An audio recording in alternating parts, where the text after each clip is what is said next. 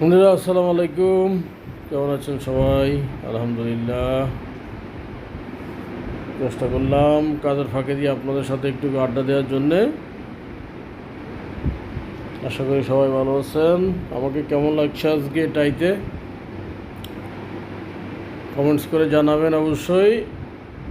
তাহলে সাদা শার্টের সাথে কি লালটাই যায় কি না, বা অন্য কোনটায় পরা যায়, কমেন্টস করে জানাবেন বন্ধুরা। প্লিজ আমাদের চ্যানেলটি সাবস্ক্রাইব করে দিন, প্লিজ সঙ্গে থাকবেন। আসসালামু আলাইকুম রহমতুল্লাহ বারাকাতুহু।